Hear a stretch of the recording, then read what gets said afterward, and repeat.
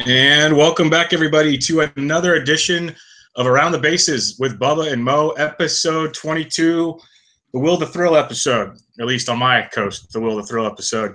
But I'm only one of the hosts of the show. You can find me on Twitter at BDentric, and as always, joined by my co-host, Mo. You can find him on Twitter at Boston_Mo. How we doing? Doing well. Triple play in the Bronx, Bubba. Triple play with the Todd father. What a disaster. And to think that could have been in your uniform if all things went the way it was looking at one point in time. Just crazy. Davey Deals was smart. He was real smart about it. There we go. Well, let's before we get into the trade line deadline madness that has been taking place already, talked about a lot last week. A lot more is taking place, and we have about a week to go before it's all said and done. Let's get into something we briefly touched on last week: the David Price, Dave Eckersley saga that Dan Shaughnessy wrote a piece on. We know Carabas wrote a piece and some others. It got deep, and I know you have a lot of feelings on this. Let loose, my friend. Well, first off, thank God I didn't use my 5 free articles that they have at the Boston Globe, because once you look at 5 free articles, I tried to read a Celtics piece today and I already used them, and I'm not paying to read the Boston Globe when I read like 5 things. So thank God that happened. Not that I didn't hear it enough on the radio. But just to give everyone knows how I feel about David Price. I'm not going to go too much into that. I hope he opts out next year. I hope he goes far, far away. He doesn't deserve to win, even though, of course, I'd love to win in the next 2 years. That would be wonderful. I'll still boo the shit out of him. It just has to happen. Basically, what happened was Shaughnessy got the whole narrative and the lowdown on what happened with Price going at Eckersley on one of the charters to one of the games. And basically what's happening is Eckersley doesn't – Jerry Remy, who's our normal color guy, had his cancer come back. So he's been out for about a month, about probably 5 weeks now. Surgery. He should be back soon. So Eckersley's been filling in. And he doesn't like to go on road trips because he's a recovering alcoholic. He doesn't like that whole thing, the downtime, whatnot. And I know all about that, but that's basically why he doesn't go on road trips. And apparently, not a lot of Red Sox players enjoy Dennis Eckersley, which he doesn't say really much on the broadcast that kills them. And all that Price used him saying yuck to one of Eduardo Rodriguez's minor league starts, which wasn't great. Who cares about that? All he said was yuck. But he used that as like a platform to go after Eckersley on the plane and this and that. Basically, long story short, said, "Oh, well, this guy, he's the best pitcher of all time. He knows baseball is so easy." David, I don't know if you know, he's won a World Series and he's a Hall of Famer. And he's had like 2 divorces where like one of his wives ran off with another player or something like that. And again, he had alcoholism and he had to reinvent himself to be a Hall of Fame closer after a starter. And every time that he screwed up, like I said last week on the pod, he was in front of his locker saying it's my fault. It's all my fault. David Price won't do that. He's the softest player of all time, maybe. He really is. I mean, it's insane how soft he is. But that's not the point here. The point of the story as well was when Price confronted him, some players, maybe not all of them, applauded Price. Like started clapping for what he did on the plane. This team is one of the softest Red Sox teams I've ever seen. I miss 04. I miss 2013 when they were not even close to as talented as these guys. Nobody has won on this team except for Pedroia. And I guarantee he was one of the ones that wasn't clapping. And you can bring that whole back to the Matt Barnes thing when Pedroia said to Machado, that was them, not me. And it all goes down to ownership. And Dave Dombrowski, Davey Deals, and John effing Farrell. Okay? This guy, he doesn't – apparently the players say he doesn't protect him. He doesn't say anything about them. He doesn't say anything. He doesn't do anything. He's a terrible in-game manager. He's a terrible clubhouse manager. I don't think David Price calls him Manager John, okay? It's not all Farrell's fault. David Price and the rest of these guys are soft. I'm getting tired of it, and really have become tough to root for. After all these things, I don't want to go in again. Bob, I told you before this, I could talk for 45 minutes about this whole situation. Okay, it's insane how soft these guys are, and it's becoming difficult. When we go back and forth in text, I'm about to become a Brewers fan because Travis Shaw's on the team, and I enjoy the young players. They're building it the right way. We'll talk about them more later. It's so tough right now to be a Red Sox fan, in my opinion, because they just are so goddamn soft. It sucks so much. And if you haven't read the Shaughnessy story, you really don't have to read too much. I basically gave you the gist of it. Gravis had a great blog today on Barstool. You guys got to go read it. You may hate the Red Sox, but it was a great blog because you know what? Gravis is a fan like me and like the rest of the fans, but he also, is able to criticize the Red Sox players while sort of being their friends, if that makes sense. So he's not trying to rip them, but at the same time, he does it in a way where they still don't hate them, even though they hate him, even though there's a couple of them. So his piece today on Barstool was really, really good. And I'm just going to cut it at that because, like I said, Bubba, we got a lot of stuff to talk about, and I don't feel like talking about this anymore. I'm already like depressed about this. It's like so ridiculous. Well, I know we started talking about it because it got my attention. I haven't read all the Shaughnessy stuff until you mentioned that article to me, but I heard the brief bits of it, and then I saw the likes of Hank Schulman, who's a beat writer for the Giants. He went on like a 13-tweet rant about it, and it was really great, putting him on blast. Schilling, love him or hate him, he came out and went off on it today. They're all echoing the same thing about basically shut up and win, kid. Like, you haven't done anything. You're criticizing a guy that's been there, done that through all of it, and you are just being like a spoiled crybaby, like you've been saying. So it's really interesting. Now more than ever, I am rooting for you that he opts out, or you might literally hold up your end of the bargain and leave the Red Sox. This could be this time next season. You might be wearing Milwaukee Brewers gear, and it'll be very entertaining. And yeah, it's something else in Boston, especially for a team. The craziest part, they're leading the division, so it's not like they're losing and things are falling apart. They're actually winning the division, and there's still this much turmoil. Pretty crazy. I can't, and I know people hate Boston because mainly the Patriots. The Red Sox have won 3 in the last 13 years or whatever it is. Celtics have won 1, the Bruins have won 1, but it's mainly the Patriots and Patriots fans. That's why I don't get into those arguments about the Patriots and football. I think I know a good amount about football, but I'm not that passionate enough to argue with idiots over the internet. But Boston's a different animal in terms of how the media covers, the sport. I mean, they have, if you go to somewhere like Milwaukee, they may only have 3 beat writers, whereas Boston has 3 beat writers just for the Globe. So it's a different animal. And, some people say, of course, Bradley Zimmer Grand Slam, great. Really? Yeah, I had him, and then I had salary left over, and it is what it is. But anyways, that's the end of that. I'm sure we'll be talking about this a lot more, but let's go into that happened yesterday, which didn't shock me, but at the same time, my stance on the Royals. I don't think they can win. I still don't think they can win even with this trade, but they made a trade with the Padres. The Royals get Trevor Cahill, Brandon Maurer, and Ryan Butcher. I'm terrible at names. You know that. The Padres get Travis Wood, Matt Strom, and Ruiz, who's like an 18-year-old in rookie ball. So he's a long, long way away. What did you think about this trade for both teams, Noah? It was very odd for the fact that we've been screaming basically from the rooftops that the Royals need to just take it all in and need to sell. I was a guest on a podcast last night, and we talked about this subject, and there was one of the guys on the show, very knowledgeable in prospects, and he brought up the point that the Padres keep doing amazing work with what they have. Like, we've seen the White Sox trade top-notch guys like Chris Sale and get top-end prospects. The Padres have been able, like, you think about it, Maurer and Butcher and Cahill, they were either like cheap free agents or guys they got in trades, and now they're flipping and they're developing that farm system more and more and more.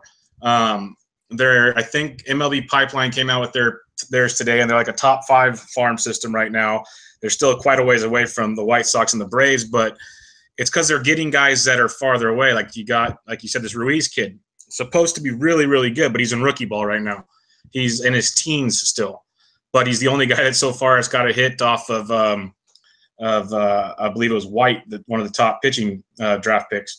So everyone's raving on him. Matt Strom is a a really, really good left-handed pitcher. He's out this year with an injury. Many thought he would be one of the future top-end starters for the Royals. So these are guys that, in reality, a part of the process for the Padres could make a big impact. Now, the bright side for the Royals, which I looked into last night, is Cahill is having a great year. So it's amazing they got what they got for him. We know Trevor Cahill's Trevor Cahill. Mauer and Buchter are very, very good pitchers. And on the bright side for the Royals is they're under club control for 2 to 3 years each. So they're not rentals. So when, say, at the end of the year, we've talked about guys like Kelvin Herrera, who could be gone the back end of a bullpen.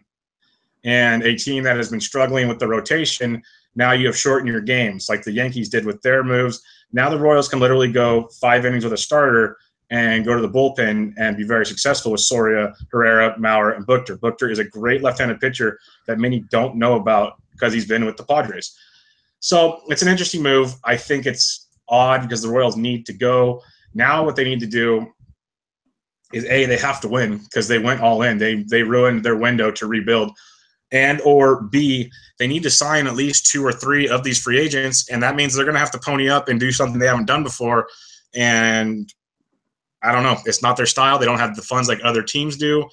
It's going to be interesting, but I think it's a great trade for the Padres. Again, basically taking recyclables, shining them up, getting good pieces. The Royals, they did okay. They didn't have to break the bank, but at the same time, they really shouldn't have done this.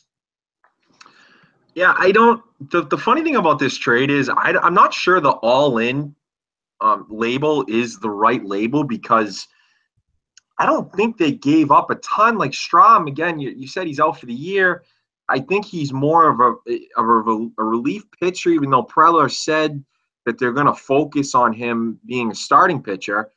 And the great thing about what the Padres have done in the last few years is they've taken sort of former top prospects who were in the bullpen for their current team, a la Drew Pomeranz, Trevor Cahill, just to name the 2 of the last year, and have rebuilt their image in that ballpark as starters. Now, granted, they got Anderson Espinosa last year. He hasn't pitched all year, so you don't know about that trade. That could be 3 years away.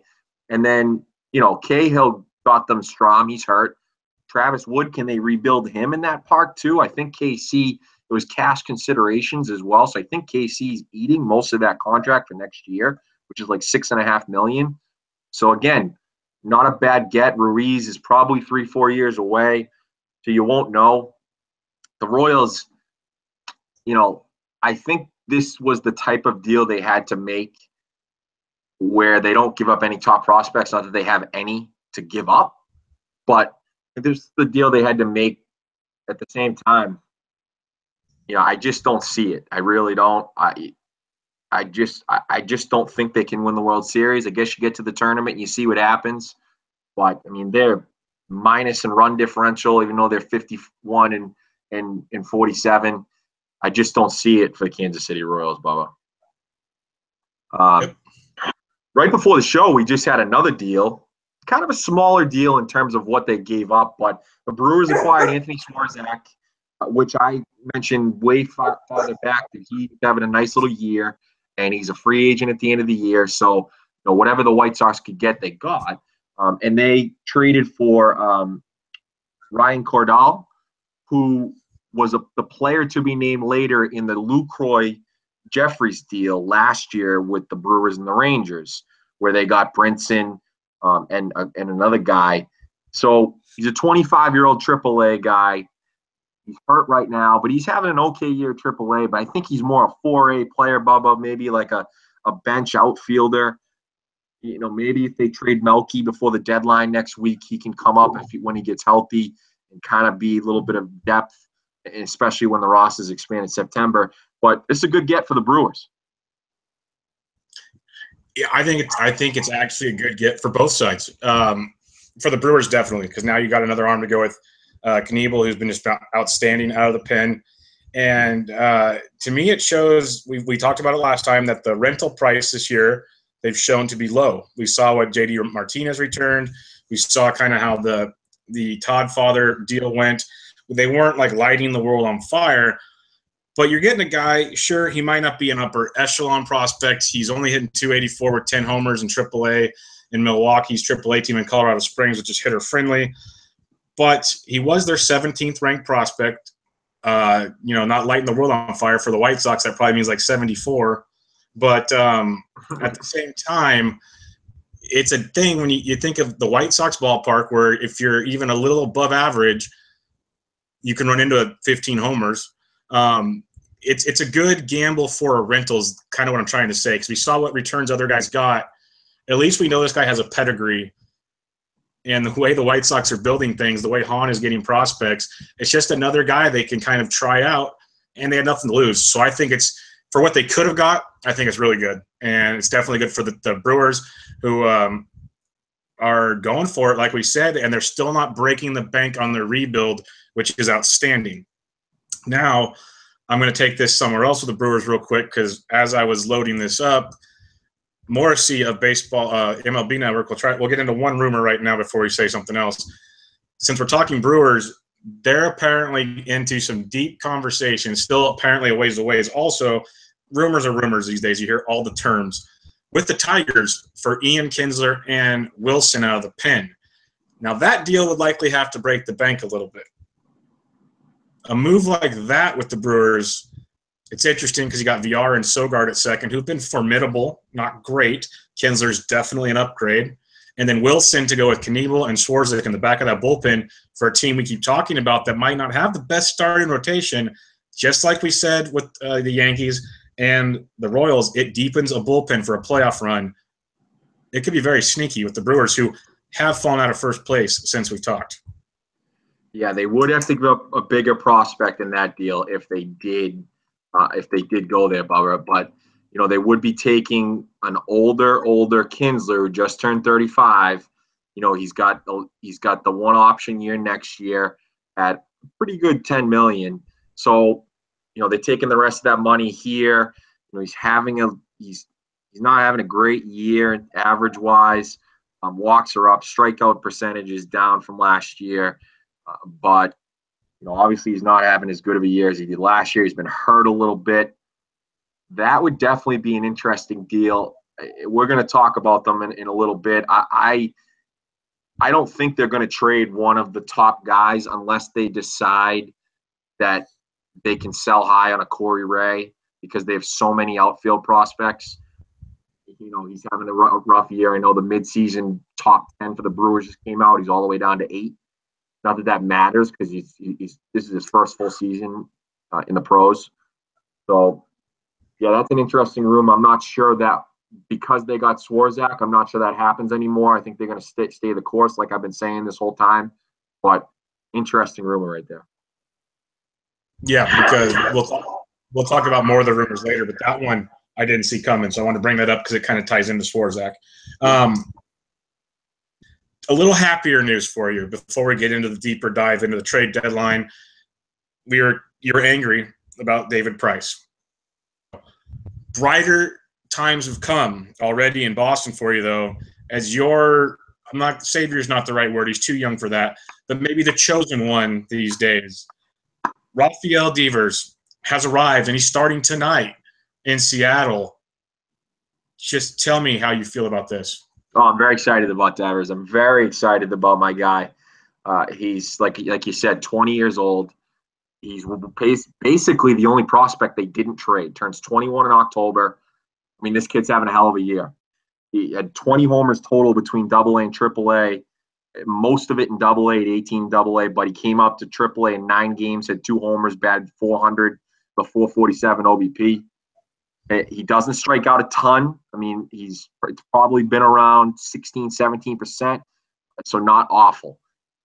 The one thing that's going to kill him right now And now they're going to try and not play him against lefties. Like last night, they didn't play him against lefties, but then they didn't pinch hit him for Holt in the 8th, which didn't make any sense to me. I know they don't want to do it too much, but it's Nick Vincent, and I know Nick Vincent's having a nice year, but I'm not really sure why we're protecting him there. Because he's batted 282 versus lefties. I mean, he hit all his homers versus righties, but he batted 282, only 71 ABs, but that's not terrible. So I don't know why we're protecting him there, but I get it. I get it. He's better than Holt. He's better than Marrero, at least with the bat. But one thing to watch out for him, especially, early, even though like tonight he was 2,900, Bubba, in on DraftKings, he can't field. I think he had something like 16 errors in 72 games, which that's not great.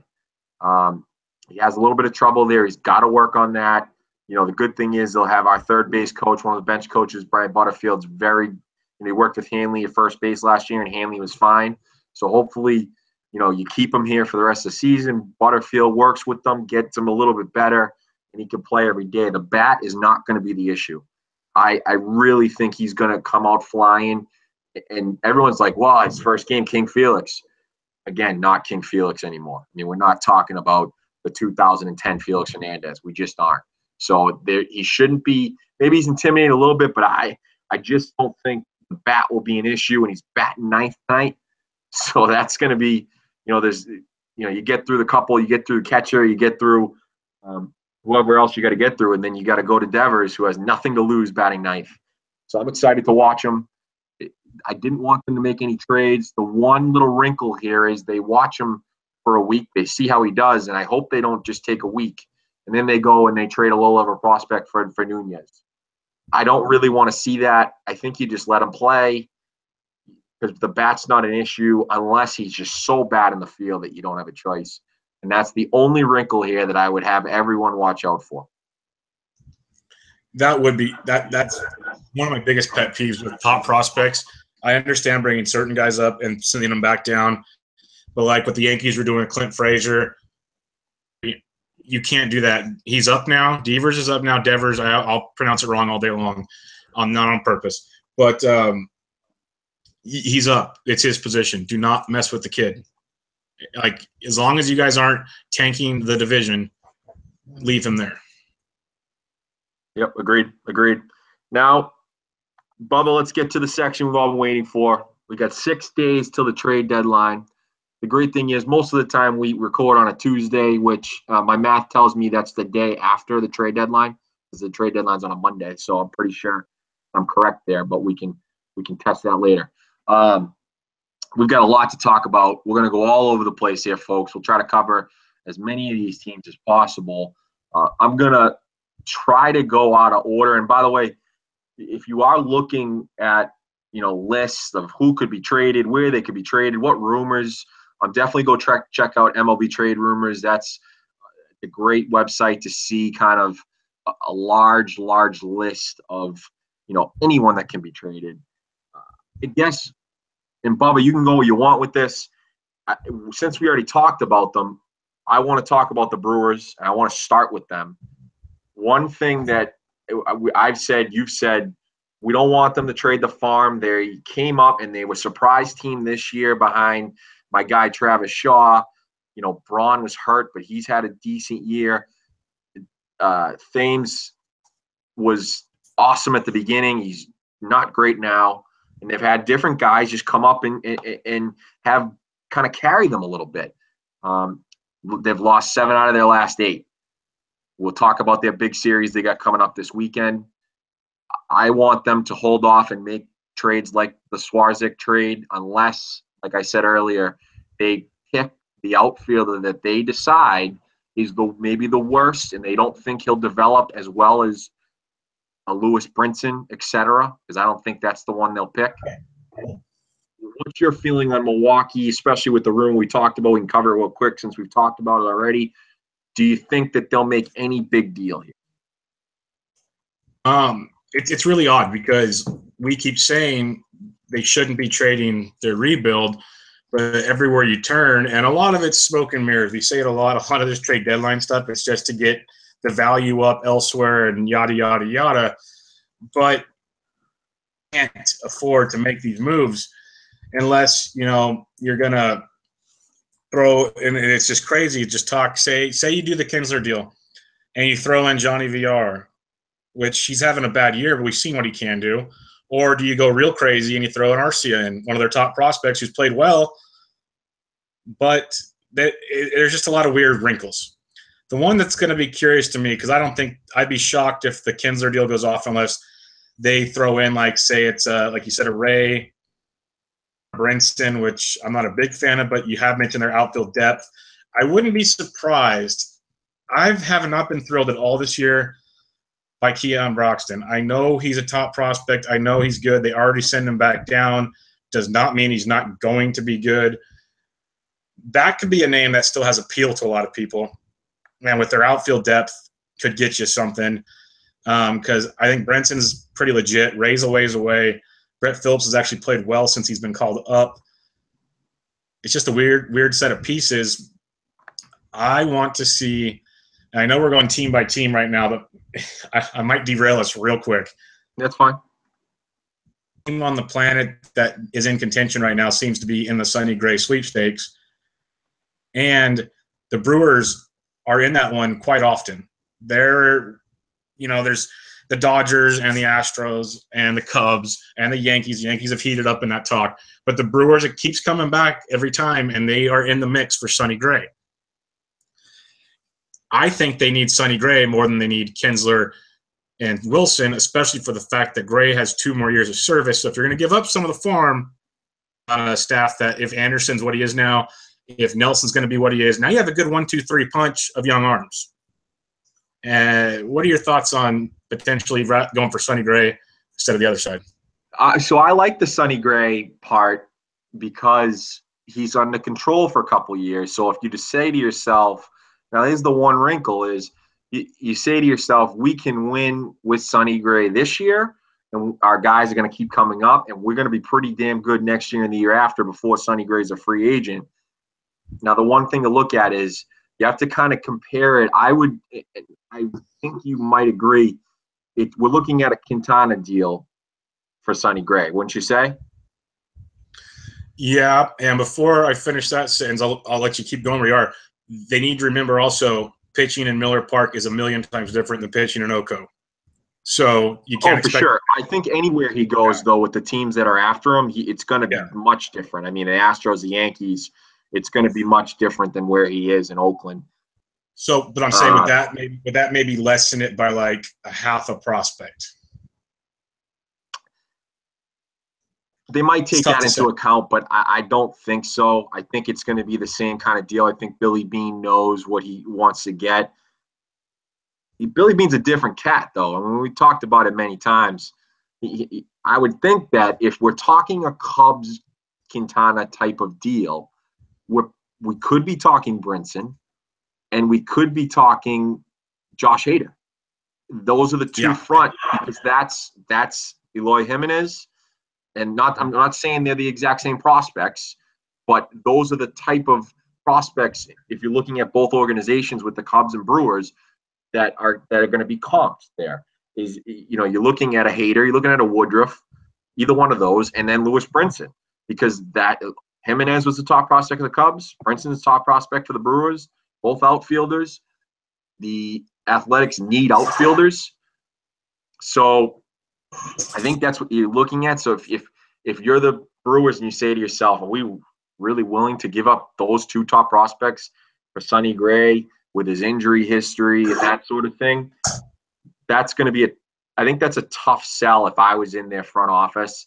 I still would think you don't make that deal and you hope Chase Anderson comes back, and then maybe you possibly can get Yu Darvish instead of Gray just for 1 year for a lot less. But at the same time, sounds like John Daniels is asking for much more than most rentals are getting. So that's a tough one too. A couple thoughts there. one thing I heard a lot of GMs, just to kind of get an eye on how we might approach the return for Sonny Gray, is they look at the analytical world we live in, and we know Billy Beam's Analytics 101. They look at teams, the players' WAR, and I have Fangraphs up, and right now Sonny Gray's WAR is 1.9. They equate each 1 point of WAR to $8 million. So he's basically worth $16 million. So you got to start factoring in the return prospect-wise, and prospects are harder to do, obviously, because they don't have a professional WAR. But that's the angle you kind of have to look at there. The other thing with you, Darvish, unlike the other rentals, yes, you don't get a draft pick if he just disappears. But if you offer him a qualifying offer, which I believe I saw somewhere is going to be between $18 and $19 million this next season, and he declines it and signs elsewhere, you get a second-round pick. Now, like an Ian Kinsler, he might take $18 million, so you're not getting that pick. You know Darvish is getting more than $19 million somewhere. So the Brewers will still get a second-round pick out of that. So that's why I feel the Rangers are going to ask for more than they would, say, a rental that might not get it. That's just an idea I have. I could be completely talking out of my rear end, which I do a lot, but that's something worth thinking about. All right, yeah, that definitely works. I think let's pivot then into the Rangers, Bubba. We're talking about you, Darvish. Let's pivot into the Rangers. It was kind of crazy here. Lost 5 in a row, including a 4-game sweep from Baltimore, and it looks like here we go. They're going down like we thought they would. And then they went this weekend and swept your Rays, which helped my Red Sox, hurt your Rays. They are going to trade you, Darvish. I'm telling you that right now, because they're going to have a Aroldis Chapman nudge, nudge, wink, wink deal where we're going to trade you, get what we can for you, which I think Chapman brought. Did he bring Gleyber Torres back? Yes. Okay, so he brought Gleyber Torres back, who would be their third baseman right now if he didn't get hurt. But he's still going to be part of their plans starting next year, because he had Tommy John on his non-throwing shoulder, so still should be good. I think they trade you, Darvish, and then I think they sign him back in the offseason. I think there's going to be a little bit of a wink-wink there. And then after that, well, you got Napoli. You have, that maybe Carlos Gomez. But for the most part, there's not a ton there. Maybe Lucroy, but he's terrible now. I mean, he killed his free agency, his contract year. I mean, unbelievable by him. So you got those 3 guys, but what do you think? I think they're trading you, Darvish. What do you think? And is there anything else that they possibly should do? First, on the Yu Darvish front, yes, they're trading him. I like that angle of the wink-wink because he's been a perfect fit in Texas. You wouldn't expect a Japanese player to pitch in Texas for his first time and fit in like that, and he's been nothing but perfect unless there's something we just don't know. He's been great. But yes, they're dealing him, and they're the main teams they've talked to. They talked to a bunch, but they're talking Dodgers, Cubs, Yankees. Those are the 3 main ones I've seen. There's probably other ones being discussed, but those 3 all have definite talent pools to trade from. The Cubs, even though they traded for Quintana, still have one of the deeper farm systems in baseball. Not White Sox, Braves level, but very deep. I could see that happening. But the Dodgers make the most sense to me, especially with Kershaw's injury, which we'll get into later. He definitely gives them some much-needed stability in that rotation. And they have plenty of return. We talked about it. They have their outfielder, big outfield prospect. They have a couple pitching prospects you can pick from. I highly doubt, like I said last week, Walker Buehler's in any deal. But you never know. If maybe they throw Darvish in with, I don't know, a reliever, because, the Dodgers still need another reliever, they say. There's options there. So that could be something to look at. Outside of you, Darvish, they really should try to trade others, but you look at the rental market out there, I really don't know what you're going to get for a guy like Beltre and Napoli and Lucroy. And I know some of those guys, I think Beltre might have an extra year. I can't remember. Yeah, he does. He does, yeah. Yeah, he has an extra year, but the other 2 are pretty much done deals. So in the grand scheme of things, I really don't see how much you're going to get for them because they're going to be platoon players except Beltre. Like Napoli and Luke Ray are platoon players now. So you're not getting the world for them. It's all about Darvish and then maybe a piece with Darvish to sweeten a deal to get a better prospect package back. But, yeah, he's going, and I think it's one of those big three if I had to, say, pick one. Okay, agreed. The next one I wanted to tie in, and then you can pivot to whoever you want, but I wanted to tie Baltimore in with Texas because they're sort of in the same situation, not the same situation, but talent-wise, record-wise, where they're at, and I want to make sure that I'm right there. Yeah, they're right next to each other. They're both, the only difference is Texas is +7 run differential, and Baltimore is -69, so that's nice. But they're both 3.5 out of the second wild card. I read a piece from Joel Sherman today about the Orioles and about the Rangers in terms of what they should be in this trade market. And he brought up an interesting point where right now they're 48-51.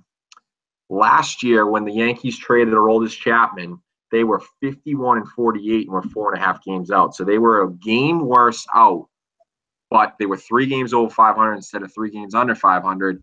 And Brian Cashman, the smart GM that he is, and it's been this thing all this time that, the Yankees just buy, when Cashman's a pretty damn good GM. They traded Chapman for Torres, like we said, which won the Cubs the World Series, so it made it worth it. And then they traded Andrew Miller for the main guy, Clint Frazier. They traded Beltran. They traded Nova. So the Yankees and Brian Cashman knew exactly where they were last year. Does John Daniels and now the team we're going to talk about, does Dan Duquette, especially where they have Britton, Machado, who else? I mean, it could be maybe even Adam Jones, who's up after next year.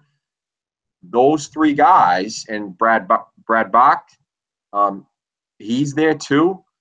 Does Dan Duquette know, and again, they've won 6 out of their last 8, that this Baltimore team can't win with the starting rotation that they have? Does he know that, Bubba? Well, if you listened to the AL East preview of Around the Bases with Bubba and Mo, he would know that they could not win with that rotation. That was made, I think, abundantly clear by both of us that they had no chance. But apparently he's waited this long to not pay attention to that, so good luck. Yes, I 1,000% agree. Machado, he's had a down year, but he's been very unlucky if you believe in that kind of stuff. He's actually played better of late, and you could still get a boatload for him even though he's leaving soon. I would say boatload might not be the right word, but get a decent return and maybe flip him next year if you're out of it on that club. He's a good option. Britton and Brock, also great pieces for contenders that need relief help. I know the Dodgers have talked about Britton, which would just be disgusting. You could look at Jones, who wouldn't be a bad play, and he's on fire right now, so his price has never been higher. And another guy you could think of is Mark Trumbo, who they got for a steal, who at worst could be a platoon first baseman or outfielder on a team, another AL team that needs a DH against lefties. That's a good power bat that, for a rental isn't the worst thing in the world. There are pieces there to help rebuild a farm system that is very bad. Very, very bad. And heck, we even heard, Gossman and Bundy are getting looked at by the Rockies. So anything's possible.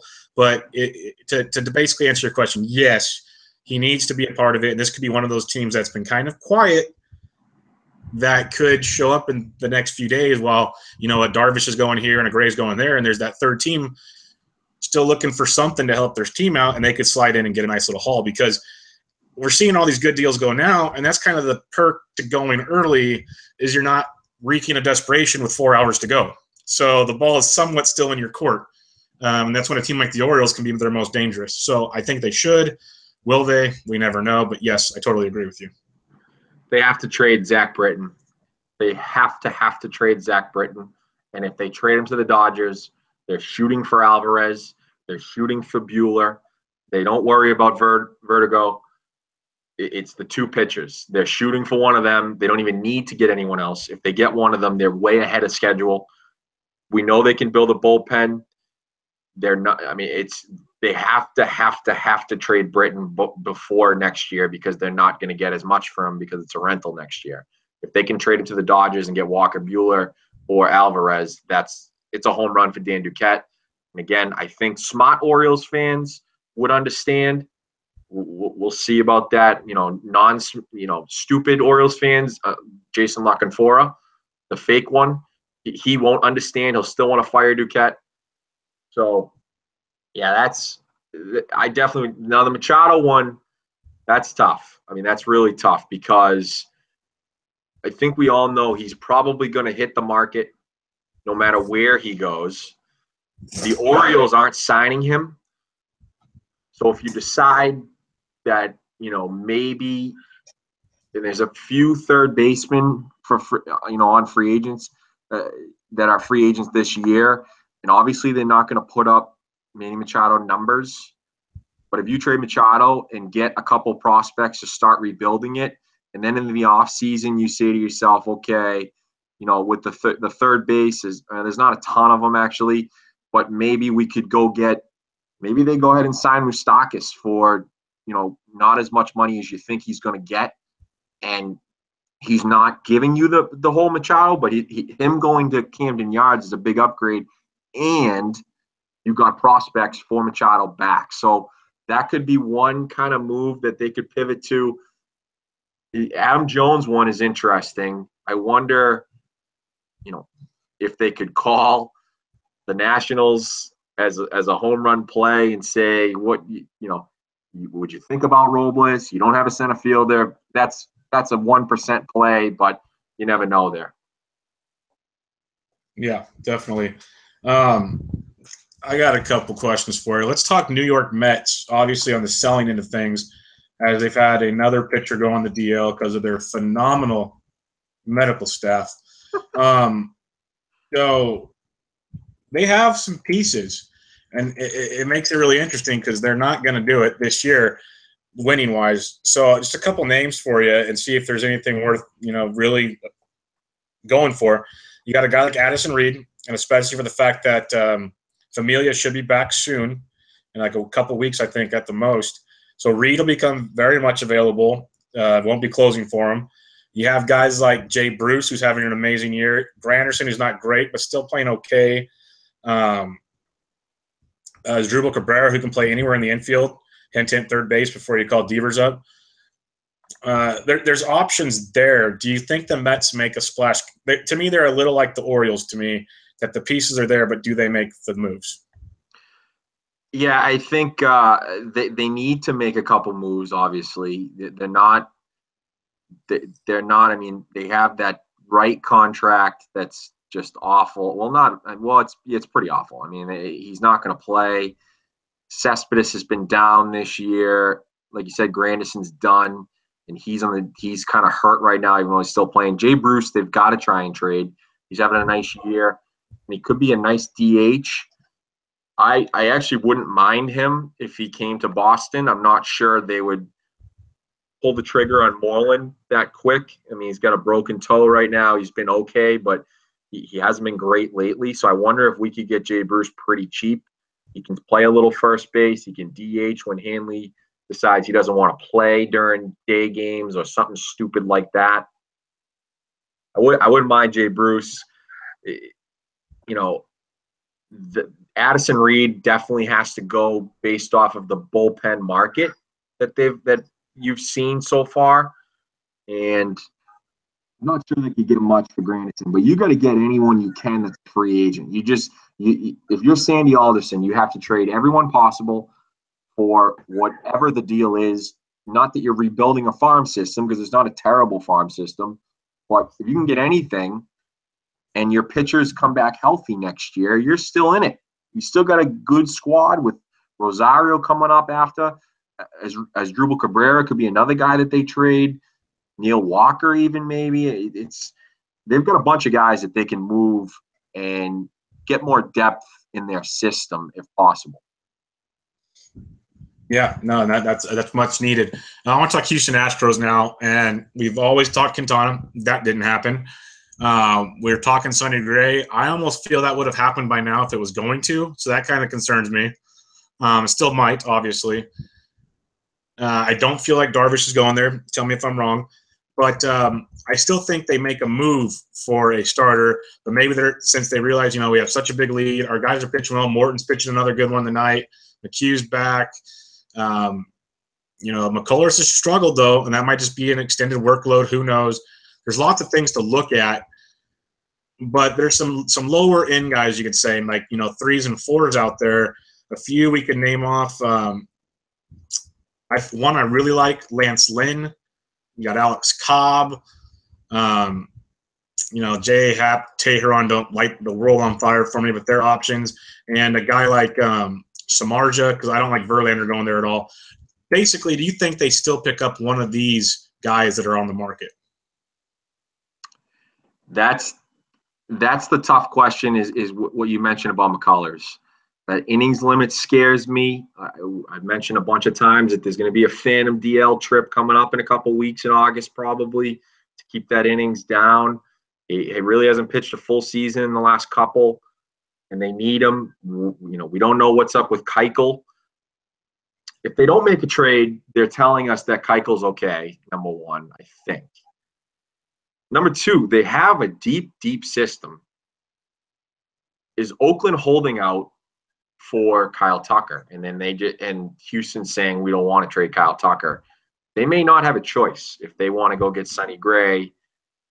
Like, I agree. I don't think Darvish is going there. Not that Texas and Houston have like a huge rivalry, but I don't think that they're going there. But it's really a tough question. I think you wonder if they're getting a little mixed up here by the success of Brad Peacock. Morton's pitching pretty good again. Fiers has been unbelievable in the last month and a half to 2 months. But you wonder if they think they have enough depth to get there. Maybe they need another bullpen piece so that the bullpen is great. It's a sticky situation. I wonder if Derek Fisher, he got called up again. Will he take over for when Aoki? I still make a move for a starter. I do, Bubba. At the end of the day, I think, it's Sonny Gray. I probably maybe would have bought low on Cahill, even though I'm supposed to have an opinion, but I'm like my mind is in a pretzel here with the Astros because there's so many. They right now, if Keuchel was back, they have like 7 starters, and they've all been decent. So my mind's in a pretzel with the Astros, but at the end of the day, I think they need to make the Sonny Gray move. Whether Billy Beane will settle for someone other than Kyle Tucker, it remains to be seen. Yeah, to me, it feels like, they've been thinking, okay, we're contending. These guys are doing good enough. We've always kind of said once you get to the playoffs, you really only need a 3-man rotation. So if you have these extra guys that can go long in case there's a problem, that's a big plus. We don't have to sell the farm. We're a team that doesn't like to spend money, so if we can keep the farm system once these guys become free agents, there's so many pieces, like you said. Like they're trying to play the game so fine without just saying, screw it, we're going for it, that I'm almost thinking, what if this backfires on them? Because if they end up empty-handed and all the teams they're going to be playing come October get these pieces, that's going to be really bad when you see the opposition on the mound thinking this guy could be in our uniform. We played dumb, and he just pitched 7 shutout innings against us, and now we're behind in a series. So very, very interesting to me. Okay, there's a million more out there. Do you got any more you want to go back and forth on, or do we want to just wait and see what happens? I think just a quick couple notes, and then you can comment. The White Sox, again, Rick Hahn did unbelievable. He's done unbelievable this whole last 8 to 9 months. All the deals that he's made. It's going to be interesting to see who gets called up when. We've already had Moncada up there. You got to think Lopez or Giolito could be next. Rutherford's probably a year or 2 away. And then, we'll talk about Eloy Jimenez. He's probably, again, a year or 2 away. My Red Sox, I'm still on the Neshek train. I still think we got to go after him. I think he's the cheapest, best reliever that you can go for, being that he's a rental. We made a deal with the Phillies in the offseason already. I want him. The Tigers situation, again, is very, very intriguing. Will they trade Verlander? His last start, I believe, I mean, they gave him a standing ovation, what was it, yesterday? Had a nice start. I think his last start could be Sunday, the day before, if they don't trade him before then. So let's watch out for Hug Watch there. If he doesn't start, you could see him possibly getting scratched. I think we covered most of it. And then the one last thing is the Dodgers situation with Kershaw. And the same kind of goes, and that rumor came out there with Strasburg too. I believe it came out today from John Morosi. Was it Sonny Gray or no? I don't think it was Sonny Gray. Maybe it's kind of. I'm going to look at it right now. But the Dodgers, is that one question is to you? I know we had a back issue last year, but with them having such a big lead, do you think they said 4 to 6 weeks? If they didn't have such a big lead and they needed him to pitch, do you think he'd be back sooner? First off, I read getting ready for the DL section. This has nothing to do with the same injuries last year, apparently. So that's a starter for it. But a guy like myself that has had back problems in his lifetime, once you start having one, then you have two. You have the same issues at times. They become more reoccurring and they become more of an issue. And a guy of his height and size, it worries me. So I would be very skeptical about rushing this horse back to the mound for a guy that, if they didn't have the big lead, it's a great question. I think if they didn't have the big lead, they would have already pulled the trigger on one of these big names, like in the last 48 hours. Like the second he left the mound, those phone calls would have been going crazy. I think someone and a big prospect, they might have overpaid for one of these starters. The fact they have the lead, that they have like 6 other starters, that most of them, as people know that listen to this podcast, I am not huge on. Alex Wood is great. Rich Hill's been outstanding in the last month, but when is the next blister going to show up for the blister god? Any day now. I'm not a Maeda guy. McCarthy's always hurt. It's rough, and they're very fortunate to have the lead they're in. They're very fortunate that the Diamondbacks and Rockies are flailing at the moment. It's a great question, though. If they were, say 2-3 games up, I think most importantly, they would have made a move by now, because you're not rushing him back because you have to have him in the postseason. You cannot risk another injury. Yeah, I agree. I completely agree with you. And it was, Morosi said that it was Sonny Gray the Nationals were after if Strasburg misses time, which is interesting. That would 100% bring Victor Robles back to Oakland. And I'm gonna save the Braves one until prospect talk. We'll go okay. from there. On the Strasburg part, also in the DL section, the test came back that it's like a pinched nerve area, but he's already healing very well from treatment, and they're actually thinking Strasburg might make his next start, which to me, a guy that has the history he has of being hurt, you might take a start or two off, just an idea, so you can limit the damage there. That's just a concept that I would think about, but the Nationals have done many, many things we just don't agree upon. Not as bad as the Mets, but pretty bad. Something that would make you think smart about there. But we all know that most GMs are not smart like us. Yeah, we've established that. But one last thing before we move on from the trades. I think the big stuff we're going to see coming up, the big pitchers we talked about, and then some others of the smaller ones. There's going to be a lot of starting pitching getting dealt around to kind of shore up some contenders. And the bullpen pieces, they might not sound like big names now, but they're going to be huge come late in the year. You're going to see a lot of bullpen arms getting thrown around. There's really not a ton of bats that you're hearing. There's going to be few here and there. The big ones, I think, already kind of disappeared for the most part.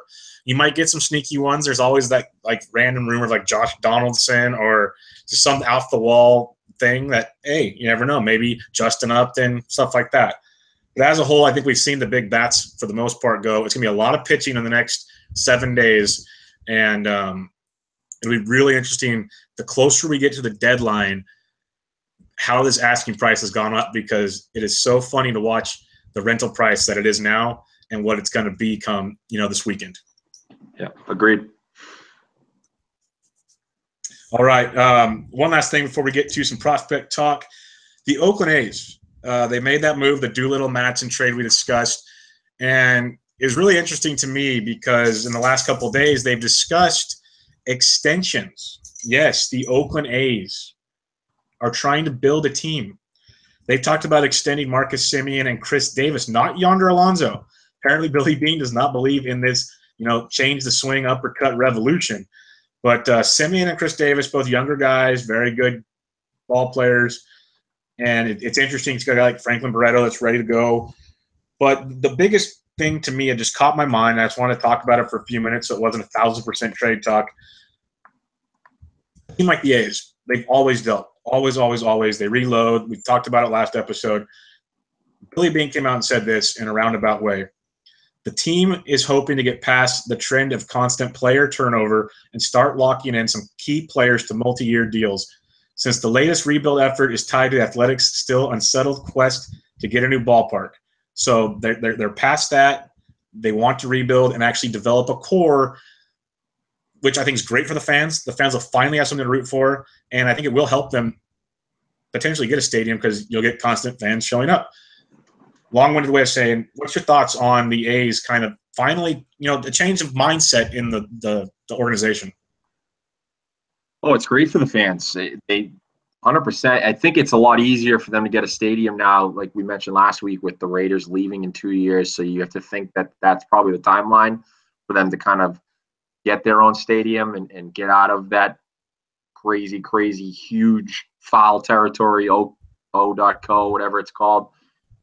The one thing about this story that I read, which is still crazy to me, with all the money that's been thrown out in baseball with the TV contracts and whatnot, Eric Chavez is still the biggest contract that they've ever given out. It's 6 years, $66 million. I mean, that's kind of insane to think about, that they've had pretty good success for a team that's only given out a contract no more than 6 years and no more than $66 million.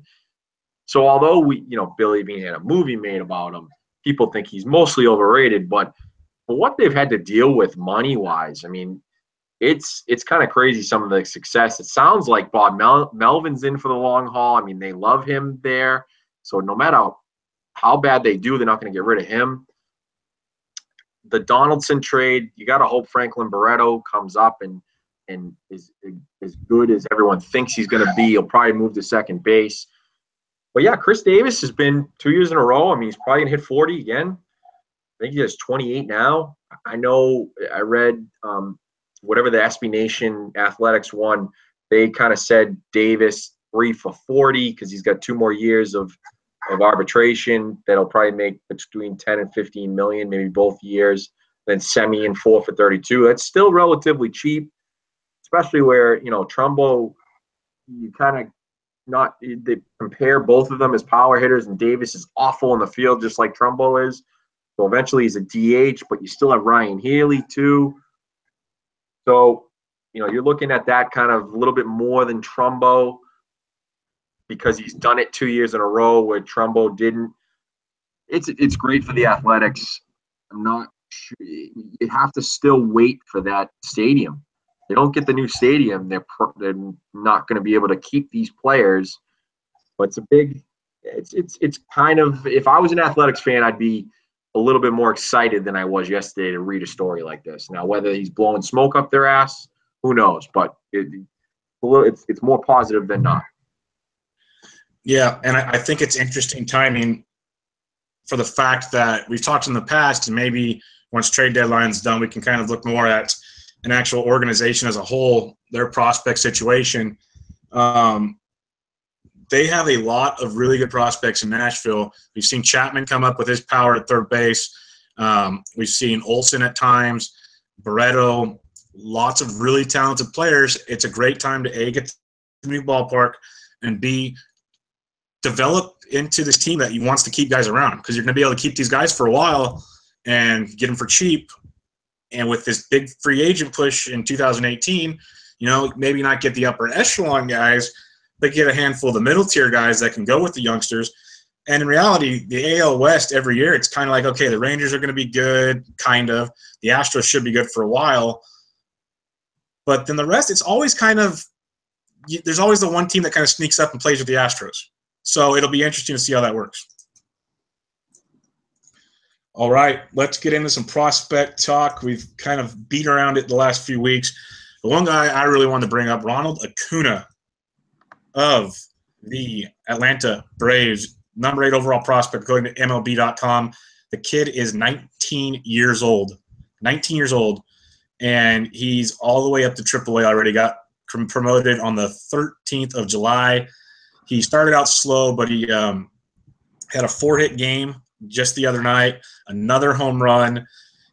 He's batting .289 with 6 extra base hit, 8 RBIs since coming up to AAA on the 13th. A couple things on him, if you're curious. He's behind Ozzie Albies, obviously. That's their big number 2 prospect, middle infielder.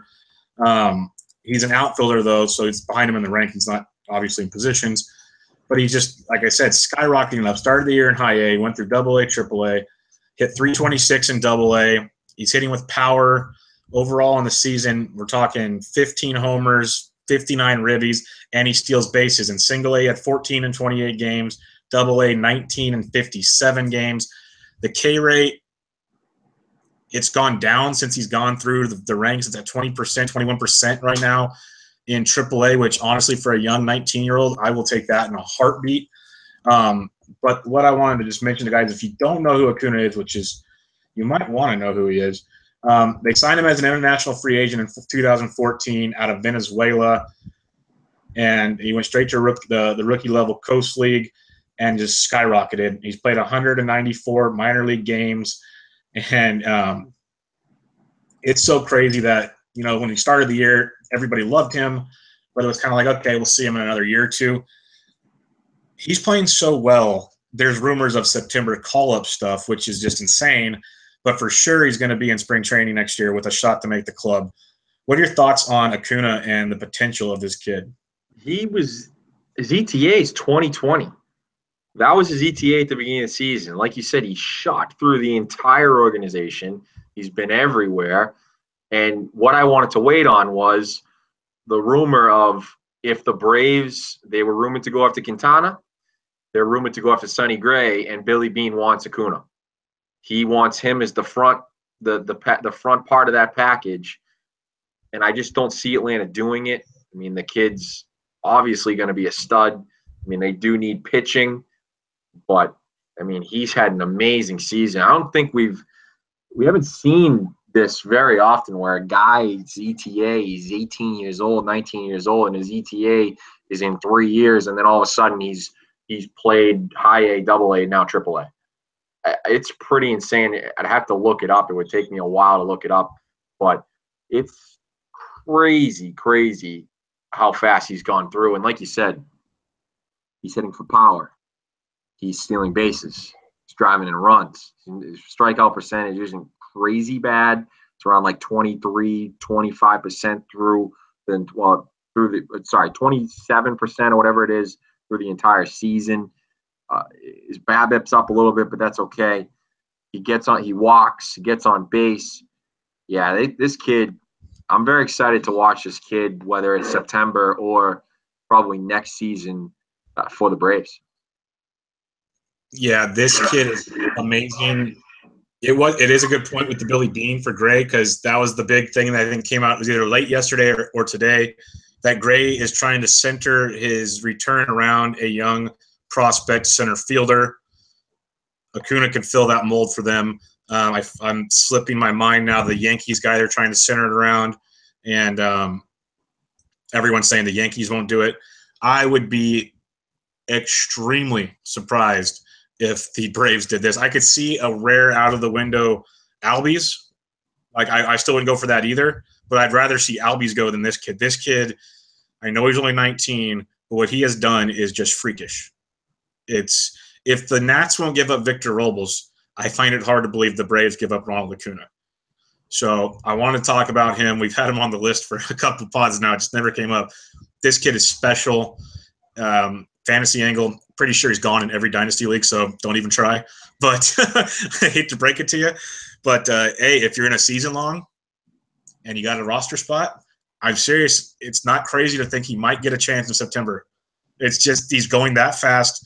It would be a little far-fetched, but what he's doing right now, if you're out of it, why not see what he has? Because he's going to be on the roster next year, so why not? The other guy I wanted to bring up, he's not going to have as much of an impact as you think now, but long-term, he's one of their higher-end prospects. He was 68th overall coming with Baseball America. I'm talking Anthony Banda, left-handed pitcher for the Arizona Diamondbacks. He's 23 years old. He kind of struggled a bit in this year in AAA, 7-5 with a 5.08 ERA. But he got called up to make the spot start recently. He went, I think it was like 6 innings. Where'd he go? Yeah, he went 5 2/3, 7 hits, gave up a few runs, but overall he actually looked good against the Nationals team that we know what the Nationals can do. It's not crazy what to expect from him. And he's been really, really good up to this year. Even last year in AAA, a 3.67 ERA between AA and AAA, a 2.88 ERA. He's been 3 or below through most of the minor leagues. He's pitched 150 innings in each of the last 2 years. So it's not like he's just getting baby stepped through. He's 23. He's pretty much fully developed. They're projecting him to be like a 3 or 4 starter. You never know. That could always be something more or less. He has to pitch half his games in Chase Field, which is scary. He came over from the Brewers in that Segura deal and everything a couple years back. I just want to bring him up something to keep your mind on. He's not going to light the world on fire out the gate, but down the road could be a big piece in Arizona, especially that's a team we didn't talk about. They did get J.D. Martinez, but you never know. A losing streak the next few days, they might sell a few pieces too. You never know. But Banda is just a name I wanted to bring up. Yeah, he's not terrible. Tough first start, but it wasn't – the peripherals weren't awful there in terms of fit, but tough first start. I did want to bring up Bubba. I just wanted to add before you said DL news and into what to watch for. I did want to bring up and you'll probably say it, but I'm just going to say it because this is who they called up for him. But the Cardinals placed Dexter Fowler on the DL today, and they brought up Harrison Bader, and he's played today. He just got thrown out at first barely. He's had a decent year at AAA. I mean, last year he got to AAA after having a nice year at AA and kind of struggled. Granted, only has 161 plate appearances. He batted .231 with a .298 OBP. But this year, 97 games, 381 plate appearances, 19 homers, 48 RBIs, stolen 9 bases, strikes out about 23% of the time, and then batted .297 with a .354 OBP. That's kind of a guy to watch out for. If they have in a deeper league in fantasy, if they do have, and especially in DraftKings as well, if they face a couple terrible starters, facing John Gray tonight, he hasn't started off too great, but they might face a couple different guys this week.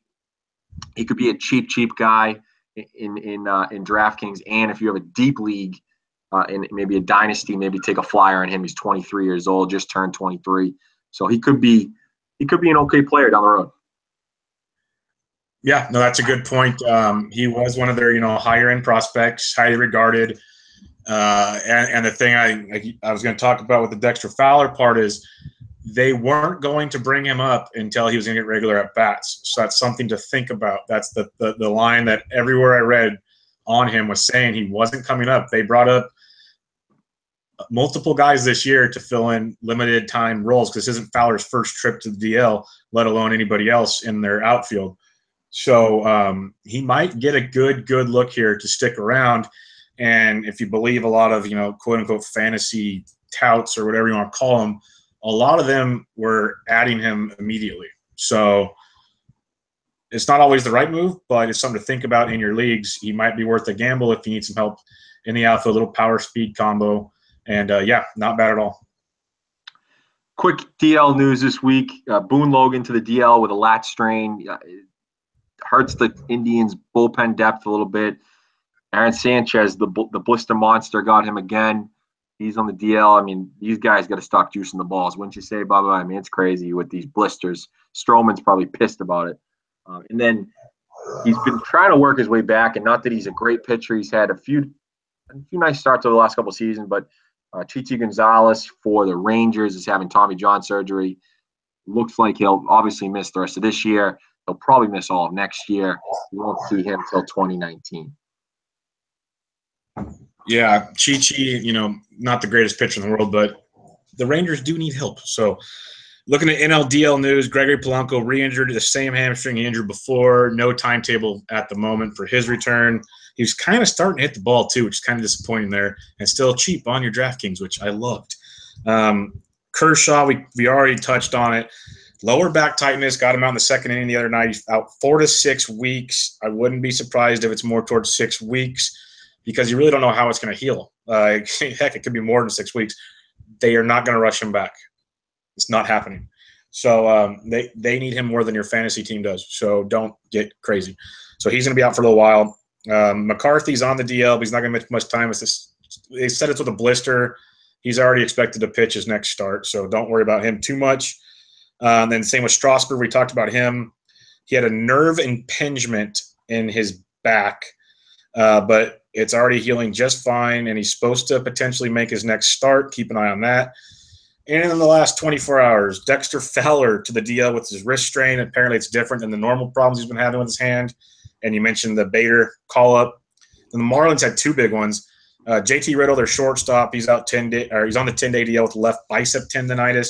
And then the big one, Big Daddy Justin Bour out 10. He's on the 10-day DL with the right oblique strain. And reading up, most of the oblique strains, we're talking at least a month. And that's a big boy that has a lot of torque in that midsection. So I wouldn't be surprised if it's at least a month, if not longer. Big blow. Obviously, they're not contending, but for everybody that enjoys watching Justin Bour and that big boy, that sucks. Yeah, a couple tough ones in the NL there. There weren't many tough ones in the AL. Let's go to the final segment, Bubba. What to watch for? We got last week we didn't really have any important series. This week we got 4 of them. I'll start with Tampa Bay, the Yankees. It's a 4-game series. The other 3 are 3 games. Big series for both teams. We got Thursday. We got CC versus Archer. We have Tanaka versus Odorizzi, and we have Smith versus Blake Snell. We have Montgomery versus Feria, and the Rays. You'll notice here they missed Severino, so that's a big deal for the Tampa Bay Rays, especially where they got swept this weekend by Texas. I believe they're crushing Wade Miley now, so which is something we all saw coming. So that's great, and they're up 5-2 in the 6th now. So big series for them. They have the pitching matchups there to help them. Odorizzi's a home run king. I think he's still giving up 1 a game, going back like 12 games, something crazy. Tanaka's pitched better lately. Sabathia and Archer should be an interesting one on Thursday. And then if Blake Snell, he had a nice start yesterday or the day before, whatever it was. And if he can keep that walk rate down, I mean, he's got some decent stuff, and he should be able to win that game. So what do you think about this series coming into this weekend? It's a huge series for my Rays. Big, real big. The matchup on Thursday night is a big one. Archer versus Sabathia. Sabathia's actually, like you said, pitching pretty well of late. I give Tanaka the upside on Odorizzi just because he's pitching really well at night. If you look at his splits, it's stupid. His day starts are just embarrassing. So I got the nod there for them. I got Sunday Furia, who I think is just outstanding, facing Montgomery, who's pitching better tonight, but overall has been struggling. I got Tampa getting that one. So it depends how you see Thursdays. Saturday could be the make or break because Caleb Smith versus Blake Snell. Snell, I really like. He fixed things in AAA when he got demoted. It's all about the walks, like he said. He really got that under control last night against Baltimore. If Snell can show up, it's good, but the Yankees, they got some thump given. I want to say it. The Yankees offense has not been clicking since the All-Star break. They have really made some bad pitchers look good. So keep that in mind. It's going to be a really good series, really big series. And just something to keep in mind. If the Yankees do acquire a starting pitcher, they could sneak into that Caleb Smith spot and make this series even more important for the Tampa Bay Rays. So something to watch there. I'll kick us off. Or you go for it. Yeah, we'll go real quick. Kansas City at Boston, big series. I mean, the Red Sox have been terrible lately. Kansas City's been decent, and like you said, they got right now it's Price versus Vargas, Porcello versus TBD, which I'm guessing that's going to be Cahill, but we'll have to see there. I'm just assuming, and then Erod versus Hamill. This is at Boston. It's a sneaky big series here for the Red Sox. You know how I feel about Kansas City. I don't think they're in it for the long haul. We haven't hit well lately. We have to punish Hamill. Vargas has been okay. We still should punish him too. The fraud David Price has to win that game, but it's a must-win series. You have to take 2 out of 3 against the Royals. You have to take 2 out of 3 against the Royals. There's no question about it, especially where Tampa and the Yankees. If we think Tampa's got the matchups, and then all of a sudden they take 3 out of 4, I mean it's huge. So the offense hopefully hopefully they'll wake up tonight and tomorrow, but let's see if they come home this weekend and wake up at Fenway Park. Yeah, I think your Red Sox are taking 2 out of 3, if not a sweep here. They have, in my opinion, the upside in every matchup. Price, as much as an a-hole that he is when he's in the locker room and everything else, he has pitched pretty darn well of late, and he's definitely got the upside on Vargas. Porcello also has pitched better, much better. Not great, but better. And it's interesting to see how Cahill comes over in that matchup. And then you and I both love Eduardo Rodriguez. And in my opinion, the Red Sox have the upside on the mound all 3 matchups. Just a matter of, do the bats show up? And that's a very good question when it comes to Boston. To me, they're some of the more inconsistent bats in all of baseball. So that's going to be the interesting point in that. Agreed. Let's go to Chicago Cubs at the Milwaukee Brewers. The Cubs have been on fire since the break. They're kind of finally doing what we thought they always would do. And it's big series coming up here. It is only a 3-gamer, right? Why can't I see what I'm reading? Yeah, yep. 3-gamer. It's a yeah. We've got Matt Garza. This is in Milwaukee. So it's Matt Garza versus John Lester. I think we're going to go Lester there. Brent Suter versus Jose Quintana. I think I got to go Quintana there. And then Junior Guerra versus Kyle Hendricks. That's an interesting one. But you say Lester now, and he's pitched great since his blow-up. But the Brewers are just that team. They're either going to strike out 1,000,000 times, or they're going to hit 1,000,000 home runs, or sometimes both. So you don't know what you're going to get. You have to think the Cubs have the upper hand here, but what are your thoughts on that series? Because they need the Brew Crew need to make a statement, or they're going to really fall apart quick. Yeah, it's like we've talked about the Brewers. I mean, they've lost what is it, like 6 straight now, or 6 of 8. So yeah, they've lost 7 out of their last 8, and the Cubs have been crushing it. This is a huge series for them. They've been better at home. The Brewers have than they have on the road. So not by much, but you definitely know that that's a bandbox there in Milwaukee. Suter is interesting. Junior Guerra is not the same guy as he was last year. Hendricks was better yesterday.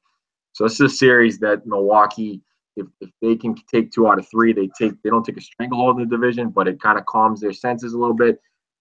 And then if they get swept and Sonny Gray isn't traded yet, they probably fall out of that sweepstakes and fall everything. So if they end up sweeping this, we'll see an interesting Monday for the Milwaukee Brewers. They could decide, hey, maybe now we're a couple games up. Maybe Pittsburgh loses a couple this weekend. St. Louis, I wouldn't think is in it anyway. And now they say to themselves, hey, let's go ahead and give up a Corey Ray. Let's give up maybe even give up a Brinson or a Hader. 2 of the 3 for Sonny Gray and really go for it now. But I still, we've talked about it before till we're blue in the face here. They still should hold pat no matter what happens this weekend, but still big series for them to continue to overachieve this year. Yeah, and you never know. Maybe they make a trade before this series, and one of their starters, Suter or Guerra, is not going, and that's a big swing in momentum. So never know. Last series, Colorado Rockies at the Washington Nationals, 3-game set this weekend. The Rockies, they struggled. They played a little better. They're trying to hang on the wild card. To me, they're almost fading off quick, as we thought at least I thought they would. It's in Washington. We got German Marquez on Friday night going up against Tanner Roark, two guys which you really don't know what you're going to get. Kyle Freeland versus Strasburg if Strasburg makes his next start, but that's still to be determined. And then Sensatella versus Edwin Jackson. So really, all three matchups, they don't really have a dominant starter, in my opinion, out there. And the Rockies have to take this, or I really think they're done, because they're going to struggle in this St. Louis series they're in now, because they got Lance Lynn who's getting them. Leak got him last night. And they got C-Mark tomorrow, and they got Wainwright on Thursday, who's been hit and miss. So this is big, really, really big. Actually, Wainwright's a different matchup, but still really big. What are your thoughts on the weekend series against the Nationals? Yeah, big series for the Rockies, especially where you don't know if Strasburg is going to start. So if he doesn't start, do they just move everyone up? They've got to win the game. I don't care who's pitching for them. I could be pitching. You got to win that game versus Edwin Jackson. Roark's kind of been all over the place here, and you don't know what you're getting from Marquez. Same thing with kind of Freeland, with Kyle Freeland. I think they're going to try and pitch Strasburg here. I really think he's going to make his start. So that's a big game if he does. And it's more big, not about the wins and losses, because we've well established that the division is over. They could lose 10 straight games, and they'd still probably be up by like 7 games in the standings over the Braves and the Mets. But I think is Strasburg healthy? Will he still have his velocity? Will he still have his command? I think that's the real question if he does make the start. It doesn't matter the win or the loss. It matters whether he looks like the same Steven Strasburg that we were normally accustomed to seeing. And that's the takeaway I take from this series in terms of the Nationals. The Rockies, like you said, yeah, they, with the playoffs, I mean, right now, they're tied with Arizona. Milwaukee's 5 games back. Pittsburgh's 7.5. So they're still, in front in the wild card. They're not really afraid yet. But at the same time, if they get swept here, especially where Edwin Jackson's pitching one of those games, it could be devastating, and it makes it a little bit tighter with those Central teams. Yeah, it's going to be very, very interesting to see how that plays out. But it's fun now. A lot more series are going to matter. We got a week till the trade deadline. Next week's episode should be pretty wild if things happen the way we think they're going to happen. So with that being said, any final words as we wrap up episode 22, Mo? Nope. Good luck with your trades, your teams. Hopefully I'm not angry on Twitter that Davey Deals doesn't do anything. And then I'm interested to see where Sonny Gray goes. It could be, you never know, it could be like a wild card team coming out of nowhere to trade him, and Billy Beane pulls off a big trade for that athletics organization. Yeah, there's going to be a lot of fun coming up this last week. A lot of rumors, a lot of the funny, it could happen as soon as today talk, like no shit. It's going to, a lot of fun stuff. You might tilt about the Red Sox. I'm tilting because the Giants haven't done anything yet. They need We didn't even talk about them. We let it go. It's crazy. They need to sell. This is making me angry, really angry. If they sit on their hands, it's gonna be such a wasted opportunity. Like, just unbelievably bad. So I really hope something happens there. But yeah, it's gonna be a fun week. Division races are heating up. It's gonna be good baseball, good stuff as we get to the second half of the season. So with that being said, everybody check us out on Twitter @AroundBasesPod. Subscribe. We got iTunes, SoundCloud, Speaker. Spread the word. Remember, check out Mo @Boston_Mo. I'm on Twitter @BDintric. Until next time, this was Around the Bases, episode 22. We'll catch you guys later. See ya.